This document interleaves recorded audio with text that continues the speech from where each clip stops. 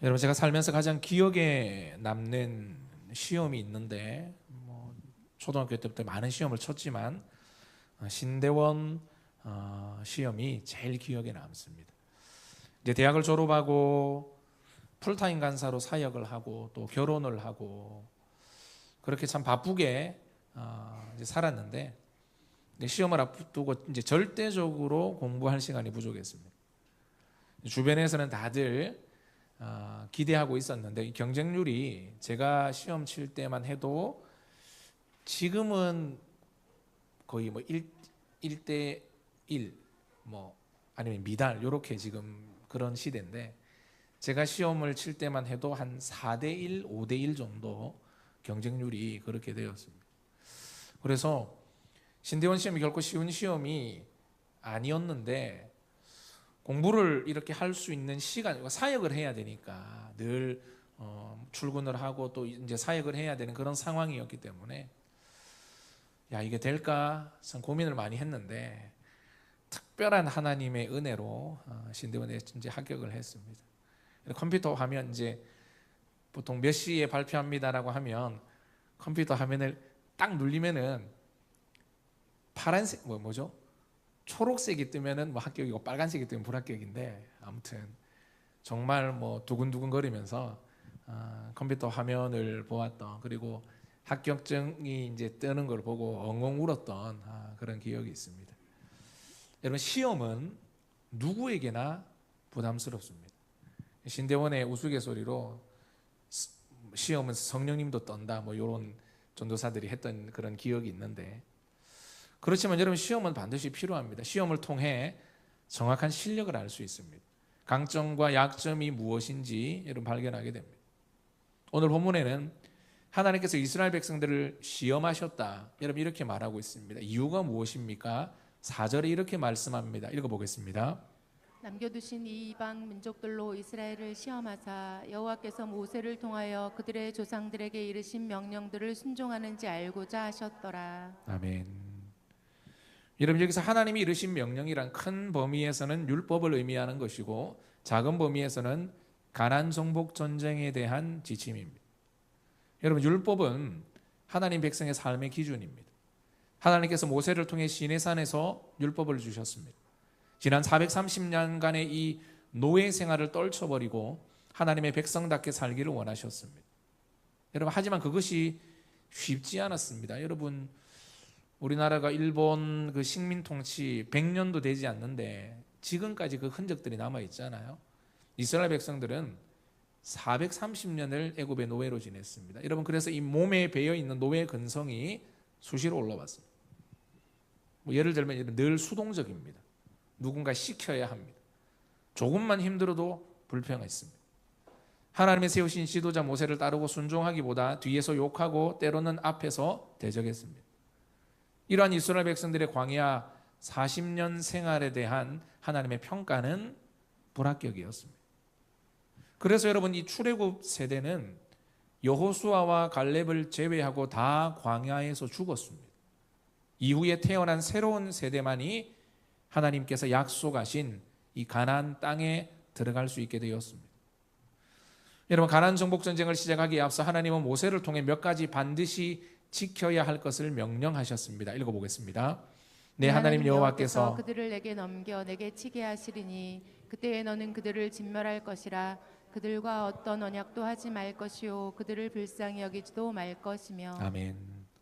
먼저 가나안 족속들을 진멸하고 그들과 어떤 언약도 맺지 말고 불쌍히 여기지 말라고 하셨습니다. 여기서 여러분, 이 진멸이라고 하는 것은 하나도 남김없이 다 죽이는 겁니다.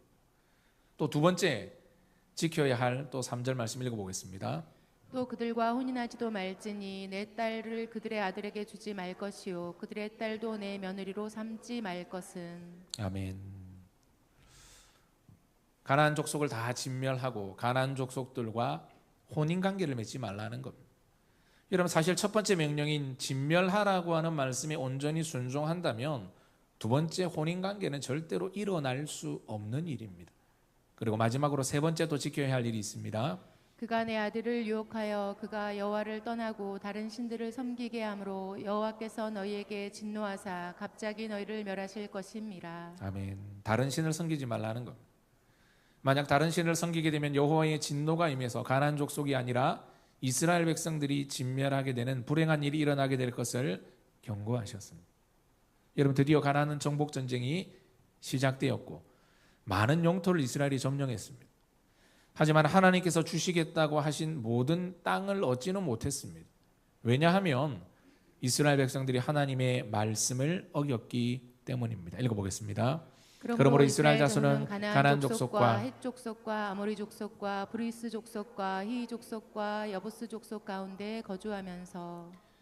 여러분, 이스라엘 백성들은 가나안 족속 가운데 살면은 안 됩니다. 가나안 족속은 하나도 남김없이 다 죽여야 했는데, 여러분 오늘 말씀을 보면 그들과 함께 어울려 살고 있습니다. 죽이기보다는 살려서 노예로 삼았습니다.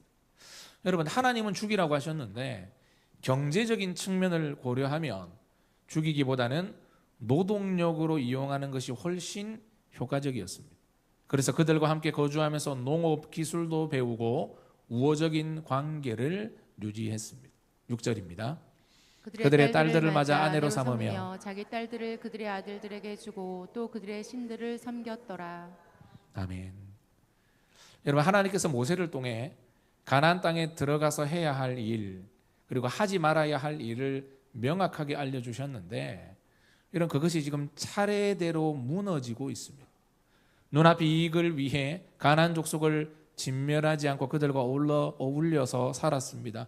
여러분, 같이 살다 보니까 자연스럽게 남녀가 만나게 되고 가나안 족속들과 결혼하게 되었습니다. 여러분, 결혼하면 부부가 서로의 삶에 영향을 미칩니다. 여러분, 이 영향을 미치지 않을 수가 없습니다. 신앙에 좋은 사람은 상대방에게 선한 영향력을 끼쳐 개종하게 만들 수도 있지만, 여러분 그 반대의 경우도 있더라는 거죠. 그러면서 이스라엘 백성 중에 가나안 족속의 신을 섬기는 사람들이 생기기 시작했습니다. 읽어보겠습니다.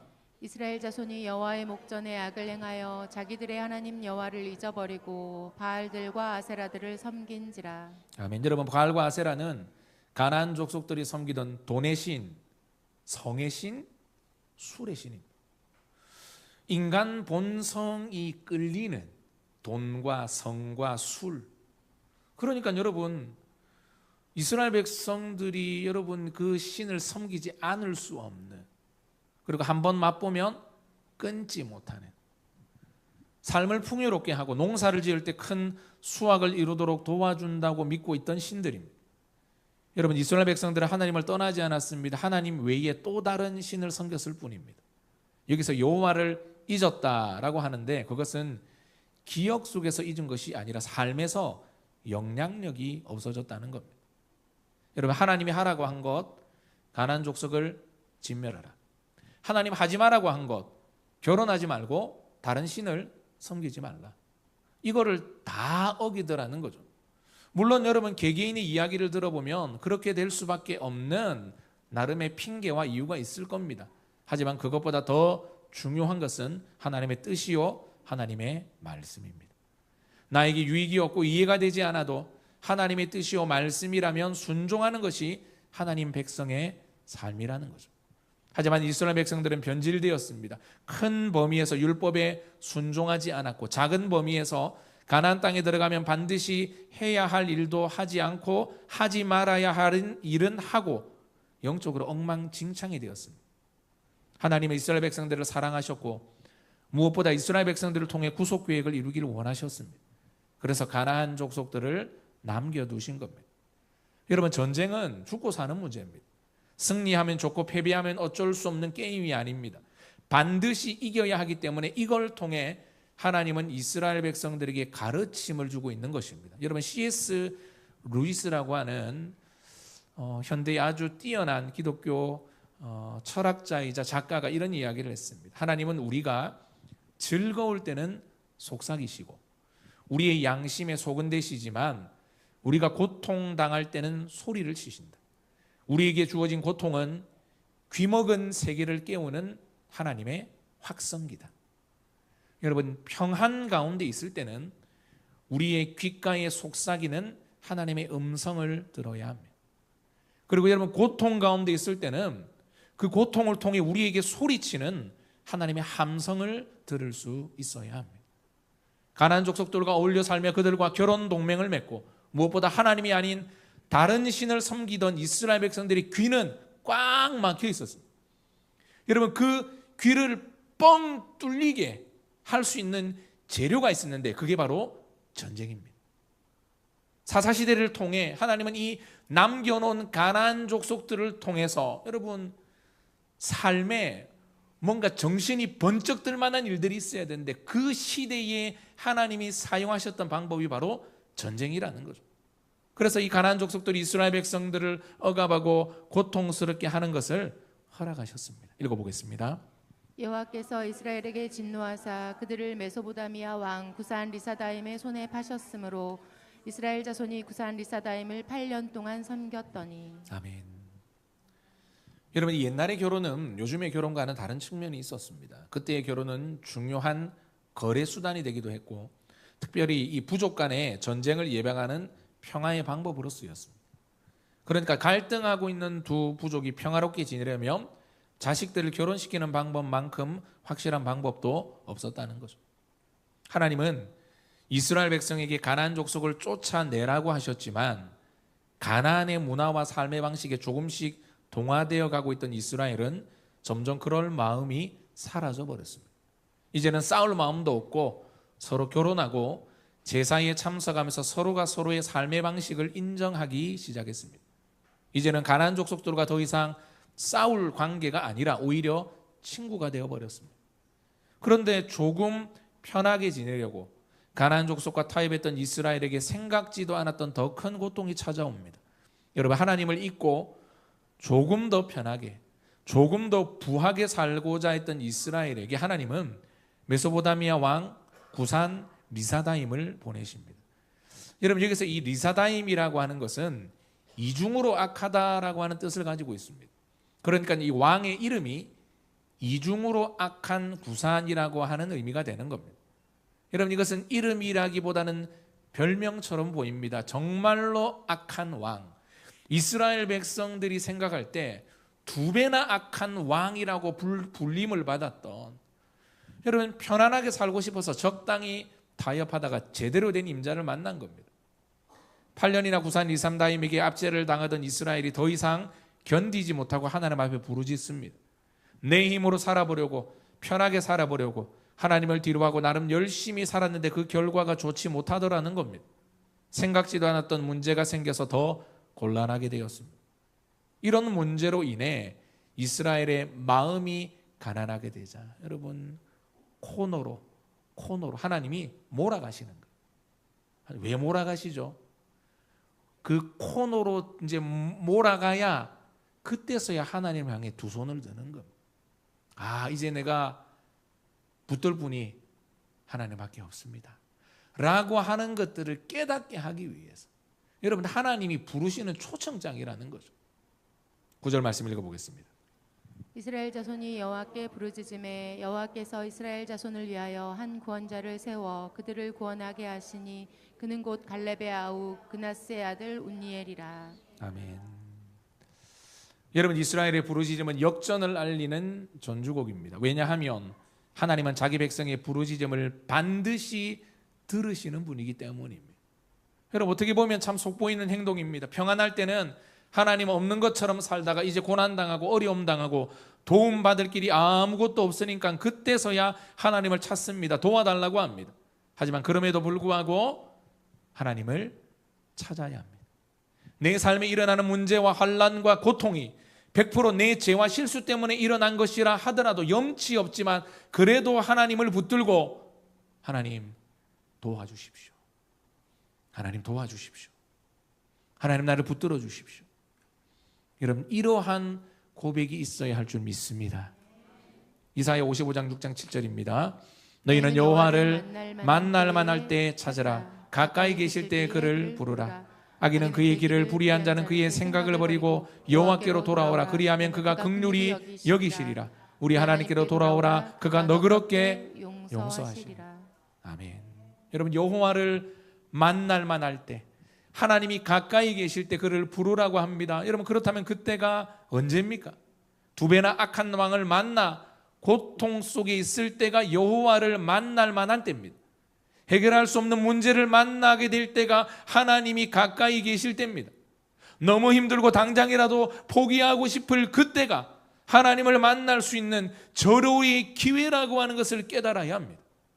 여호와를 부를 때 우리가 기억해야 할 것이 있습니다. 그것은 악인은 그의 길을, 불의한 자는 그의 생각을 버려야 한다는 겁니다. 단순히 입으로만 도움을 요청하는 것이 아닙니다. 내 삶을 돌아보고 회개하고 돌이켜야 한다는 거죠. 여러분, 이 사사시대의 악순환의 이유가 무엇입니까? 악인이 그의 길을 버리지 않고 불의한 자가 그의 생각을 내려놓지 않고 환경이 어렵고 문제가 극심하다 보니 하나님만 찾았습니다. 살려달라고, 도와달라고, 한 번만 이 어려움을, 이 문제에서 벗어나게 해달라고 간절히 기도했지만 잘못된 삶을 바꾸겠다는 결심이 없더라는 거죠. 그래서 여러분, 계속해서 여러분, 이 문제 하나가 해결된다고 해서 끝나는 게 아닙니다. 여러분, 우리 인생은 산 넘어 산입니다. 이거 지나고 나면 또 다른 산이 찾아옵니다. 여러분, 그래서 하나님이 붙들어 주시면 어떠한 산이 우리의 삶 가운데 찾아온다 하더라도 넉넉히 이길 수 있지만 한번 그냥 임기응변식으로 요 문제만 어떻게 해결하려고 하나님 붙드는 척하면 여러분, 그 다음 산을 만나게 될 때 낙심하고 넘어질 수밖에 없더라는 거죠. 그럼에도 불구하고 하나님의 이스라엘 백성들의 부르짖는 소리를 들으시고 불쌍히 여겨 주셨습니다. 읽어보겠습니다. 이스라엘 자손이 여호와께 부르짖음에 여호와께서 이스라엘 자손을 위하여 한 구원자를 세워 그들을 구원하게 하시니 그는 곧 갈렙의 아우 그나스의 아들 운니엘이라. 여호와의 영이 그에게 임하셨으므로 그가 이스라엘의 사사가 되어 나가서 싸울 때에 여호와께서 메소보다미아 왕 구산 리사다임을 그의 손에 넘겨주심에 운니엘의 손이 구산 리사다임을 이기니라. 아멘. 부르짖었습니다. 하나님 도와주십시오. 하나님 나 좀 도와주십시오. 이 문제 좀 해결해 주십시오. 그러니까 하나님이 초자연적인 능력으로 뿅 나타나신 것이 아니라 누구를 세우시더라는 거죠? 사사를 세우세요. 여러분, 하나님의 방법은 사람입니다. 우리가 기도하잖아요. 그러면 하나님이 돕는 사람을 붙여주세요. 우리가 기도하잖아요. 그러면 하나님께서 사람을 통해서 역사하시더라는 거죠. 부르짖음에 대한 응답으로 온니엘을 세우십니다. 그는 이스라엘의 첫 번째 사사인데 가장 큰 특징이 뭐냐? 여호와의 영이 그에게 임했다는 겁니다. 여러분, 주의 일은 하나님이 주신 능력으로 감당해야 합니다. 그리고 그 능력은 한 번 받는다고 해서 영원하지 않습니다. 매일 충만함을 입어야 합니다. 하나님의 영으로 충만한 온니엘은 구산 리사다임을 이깁니다. 그 이유를 10절에서 여호와께서 그의 손에 넘겨주심에라고 하면서 전쟁의 승리의 이유가 전적인 하나님의 손에 있다는 것을 강조하고 있습니다. 여러분, 하나님을 교회 안에만 가두어 두지 마십시오. 하나님을 내 삶의 현장에 초청하십시오. 그리고 내 삶의 주도권을 하나님 앞에 내어드립니다. 하나님, 내 가정을 하나님의 손에 맡깁니다. 하나님, 내 기업을 하나님 손에 맡깁니다. 하나님이 주인 되시고 하나님이 주관하셔서 이끌어달라고. 나는 하나님이 이끄시면 나는 그 뒤를 그냥 따라가겠습니다. 여러분, 그때부터 하나님이 일하기 시작하는 겁니다. 여러분, 하나님으로부터 위대한 일을 기대하고 하나님을 위해 위대한 일을 시도하는 담대하고 성령 충만한 성도 되시기를 축복합니다. 마지막으로 11절 말씀 읽어보겠습니다. 시작. 그 땅이 평온한 지 40년에 그나스의 아들 운니엘이 죽었더라. 아멘. 마지막 아니냐, 하나 더 있습니다. 여러분, 온니엘을 통해 이스라엘의 40년의 평화가 찾아왔습니다. 잠시 편안하고자 타협했을 때 오히려 배나 악한 왕을 만나 8년 동안 평안을 잃어버렸습니다. 하지만 오직 부르짖기만 했는데, 여러분, 기도가 만사요. 기도가 가장 빠른 길이요. 믿는 자에게 주신 하나님의 특권이 뭐냐? 여러분, 기도입니다. 어떤 문제라 하더라도 가지고 오라는 거죠. 하나님께서 이스라엘 백성의 그 부르짖음을 들으시고 40년 동안 평안을 주셨습니다. 여러분, 그 땅이 평안한 지 40년 후에 그나스의 아들 온니엘이 죽었더라, 이렇게 말씀을 하고 있습니다. 아무리 하나님이 사용하셨던 사사라 하더라도 때가 되면 죽을 수밖에 없는 사람입니다. 그의 죽음과 함께 안타깝게도 이스라엘의 평안은 더 이상 지속되지 않습니다. 이것을 통해 우리가 깨닫게 되는 것은 우리가 영원토록 바라보고 붙들어야 할 이는 주님밖에 없다는 것입니다. 여러분, 요한계시록 1장 18절의 말씀 제가 읽어드릴게요. 곧 살아있는 자라 내가 전에 죽었으나 볼지어다 이제 세세토록 살아있어 사망과 음부의 권세를 가졌노라. 할렐루야. 여러분, 주님이 우리의 참 평화가 되십니다. 죄로 인해 막혀있던 모든 담을 십자가의 보혈로 무너뜨리셨습니다. 그분 앞에 나아가기만 하면 세상의 어떤 근심과 문제와 아픔과 고통이라 하더라도 사라지게 될 것입니다. 예수 그리스도만이 우리의 영원한 사사가 되셔서 우리의 문제를 해결해 주시고 우리에게 평화를 주시고 새롭게 하여 주십니다. 여러분, 말씀을 마무리하겠습니다. 여러분, 하나님이 종종 우리를 시험하십니다. 그것을 통해 내 신앙이 어떤지 하나님 다 알아보시고 깨닫게 하십니다. 환난과 고난을 통해 닫혀있던 눈과 귀를 열게 하셔서 영적으로 성숙해 하시고 세상을 바라보는 그 시선을 주님을 바라보게 하십니다. 무엇보다 참된 평화이신 주님을 바라보고 주님 안에 거함으로 날마다 주님 주시는 평안함으로 살아가는 우리 모든 다사랑교회 성도들 되시기를 주의 이름으로 축원합니다.